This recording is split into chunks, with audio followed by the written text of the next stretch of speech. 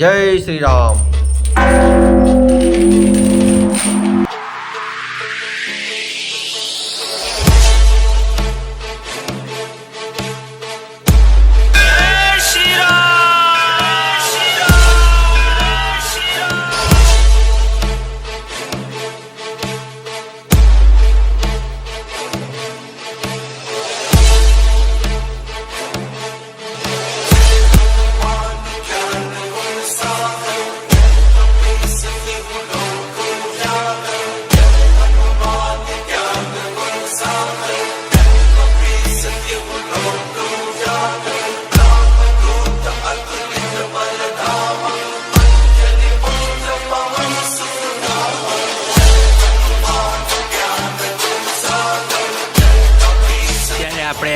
ગાજરાવાડી પાણીની ટાંકી પાસે પહોંચી ગયા છે. આ ગાજરાવાડી પાણીની ટાંકી પાસે અહીંયા સામે શ્રી નાકાવાડી ખોડિયાર માતાજીનું મંદિર આવેલું છે.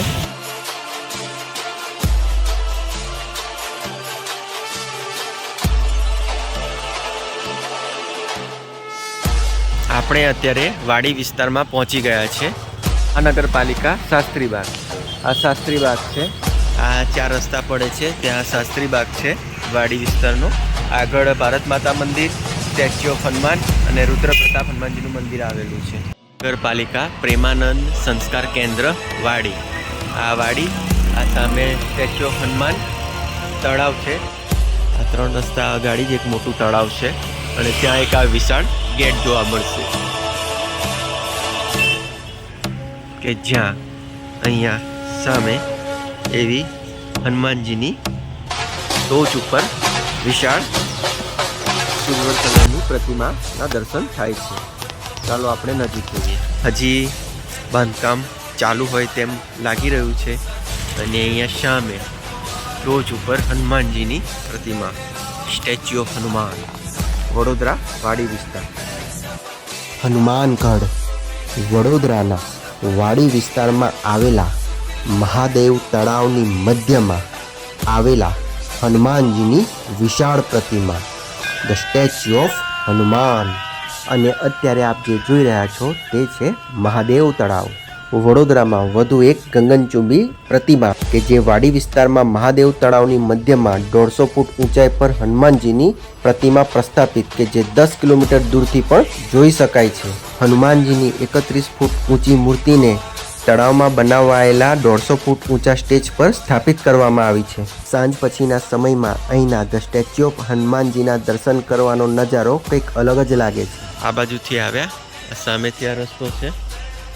આ દાદરથી ઉપર ચડવાનું, અહીંયાથી દાદર ઉપર ચડીને જવાનું છે.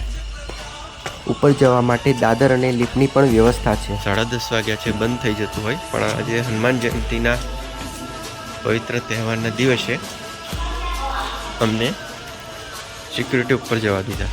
ચાલો જઈએ. જય શ્રી રામ. હા, સામે રુદ્ર પ્રતાપ હનુમાનજી મંદિર.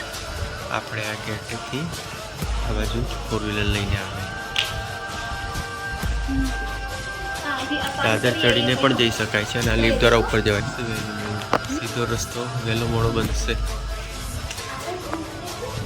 બાંધકામ ચાલી રહ્યું છે, ઘણું મોટું છે. અહીંયાથી આપણે લિફ્ટ દ્વારા ઉપર જઈશું.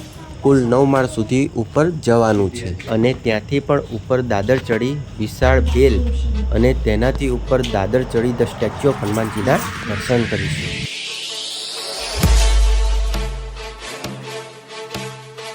જો 9મા માળે જવાનું.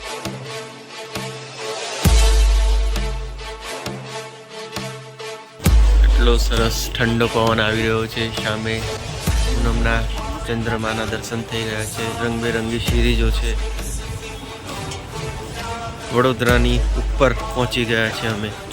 જુઓ, આ પ્રમાણેનો કંઈક નજારો છે. સામે અમે પોતાનું વ્હીકલ લઈને આ રસ્તેથી આવ્યા. સામે રુદ્ર પ્રતાપ હનુમાનજીનું મંદિર દેખાય છે. ઉપરથી આખા બરોડાનો નજારો દેખાય છે. જોરદાર ઠંડો પવન વાઈ રહ્યો છે. અને આ બાજુથી સામે ભારત માતા મંદિર, તળાવ, સામે પણ મંદિર છે. વડોદરાનો નજારો દેખાય. રાતના સમયમાં રંગબેરંગી લાઇટોથી વડોદરા સિટી જગમગી રહી છે. હવે આપણે અહીંયાથી દાદર ચડી ઉપર જઈશું. હનુમાનજીની ચાલો.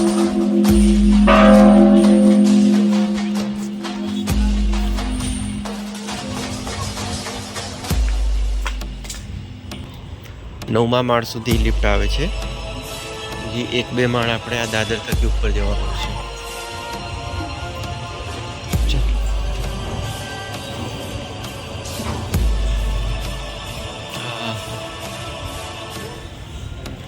ફાઇનલી આપણે ઉપર પહોંચી ગયા છે.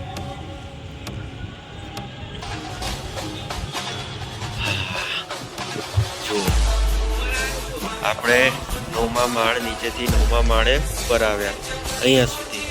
હજી 10 અને 11મા માળે અહીંયા પહોંચ્યા અને લગભગ 12મા માળે સ્ટેચ્યુ ઓફ હનુમાન જોરદાર હનુમાનજીની પ્રતિમા છે, સિલ્વર કલરમાં. એક નંબર. આપણે બેલ વગાડવા માટે નીચે જઈશું. પહેલા આપણે ઉપર જઈ હનુમાનજીના દર્શન કરી લઈએ.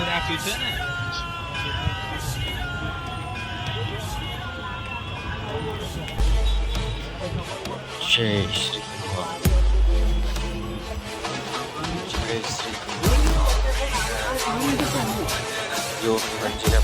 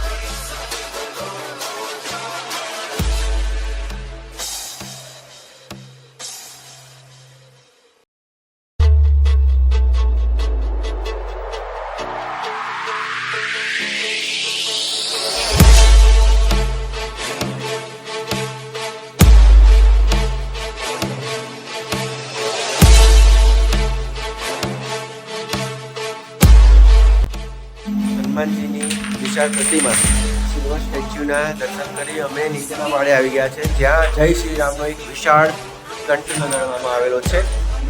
મોટો વિશે લાઇટિંગ બાઇટિંગ હશે કંઈક. અને આ ઘંટ વગાડવા માટેની સ્ટેન્ડ છે.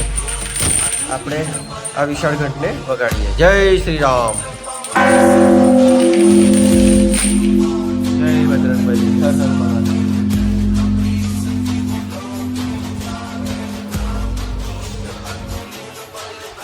હવે આપણે ઉપર ગયા, નીચે આવી ઘંટ વગાડ્યો. પછી આપણે નીચે જઈશું. ઘણા ખરા ઉપર છે. આપણે 10 થી 12 માળ ઉપર, 9 માળ સુધી લિફ્ટ આવે છે.